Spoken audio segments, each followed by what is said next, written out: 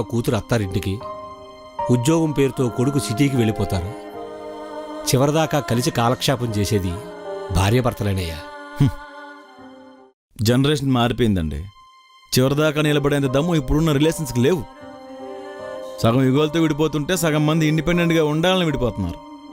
Mobile, TV, OTT, pubs, shopping malls ఇలా కాలక్షేపం చేయడానికి ఆల్టర్నేటివ్స్ చాలానే ఉన్నాయి. ఇంక మనిషి తోడు ఎందుకండి? వినడానికి విల్లింగ్గా ఉంటే చెవులు పగిలేదాకా నేను సొలి చెప్తాను. మీ ప్రవచనాలు వినేంత టైం లేదు, నాకు పని ఉంది. మరి ఎందుకయ్యా అడిగావు? నేను ఎవరితో మాట్లాడితే నీకెందుకు? నాన్న ఏం వండమంటారు? అల్లుడు ఏం తింటావు? మళ్ళీ అస్థికులో పిండా కూడా వండుతుంది. నాకంత ధైర్యం లేదు, బయటికెళ్ళి తింటాను. అస్థికులా? అదేం కూర? మొన్న బెండకాయ ఫ్రై మాడిపోయింది నాన్న, దాన్నే కామెంట్ చేస్తున్నాడు. తప్పులా నాకు జరగబెట్టి ప్రసాద్, ఒక్కోసారి కూర మాడిపోతుంది, దానికేంటి? అల్లుడు కోడి తెచ్చాను, ఆ అమ్మాయి అద్భుతంగా చేస్తుంది. ఎలా వండుతావో రెసిపీ చెప్పవే. ఒక కుండలోకి నీళ్ళు తీసుకొని కోడి శవం చుట్టూ తిరుగు, మీ నాన్న కుండకు బొక్కలు పెడుతూ ఉంటాడు. శవాలు కాల్చుకునే దాన్ని తీసుకొచ్చి కట్టబెట్టేశావు నాకు. కోడి కూర గురించి చెప్పమంటే దహన సంస్కారాల గురించి చెప్తుంది అది. అది కాదమ్మా, కోడికి ఏకలు పీకి కడుపులో పేగులు తీసి బోటి కర్రీ చేయాలా? చూసారా, కోడి పేగులు వండేస్తుందంట. ఈకలతో పకోడి, చర్మంతో సూపు చేసేస్తుందంట. కడుపు నిండా తినండే. ఆడెవడో బొగడాగాడు చైనా నుంచి కరోనా వైరస్ వదిలాడు. దీని వంట తింటే ఏ కోడియో పేగియో దిక్కుమాలిన వైరస్లన్నీ పుడతాయి. ఇండియాని దుమ్మెత్తి పోస్తారు.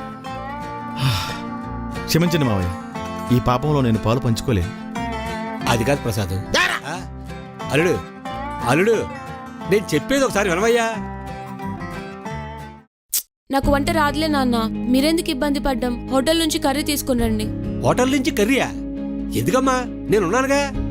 ఎలా చేయాలో చెప్తాను, పద.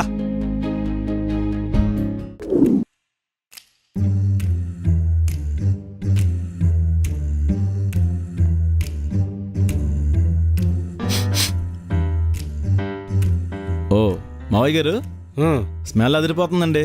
నన్ను పిలవకుండా తినేస్తున్నారు. నువ్వే కదా అస్థికులు పిండా కూడా అన్నావు, పిలిస్తే ఫీల్ అవుతావని. ఓ, అందుకని పిలవకుండా పందిలా తింటున్నారు అంతేనా? నిన్నెవడో తినొద్దని చెప్పలేదు. ఓ, అలా బతిమలాడితే తినకుండా ఎందుకుంటాను? డెఫినెట్గా తింటాను.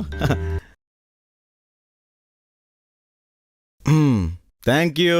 అల్లుడు సిగ్గు లేకుండా తిను, ఐ మీన్ సిగ్గు పడకుండా తిను.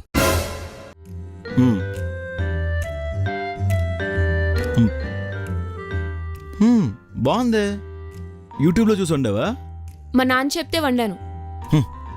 అత్తగారు అడ్డగాడిదిలా అంతలావుగా ఎందుకున్నారో ఇప్పుడు అర్థమైంది. కిచెన్లో కష్టాలు పడేది మీరన్నమాట. దీన్ని బట్టి చూస్తే అత్తగారు మిమ్మల్ని మిస్ అవ్వట్లేదు, మీ వంటను మిస్ అవుతున్నారు. నేను 12 నెలలు కష్టపడితే 12 లక్షలు సంపాదిస్తున్నా. అలా 30% గవర్నమెంట్కి ఇస్తున్నా అంటే సంవత్సరంలో 4 నెలలు గవర్నమెంట్ కోసం పని చేస్తున్నా. అది నా బాధ.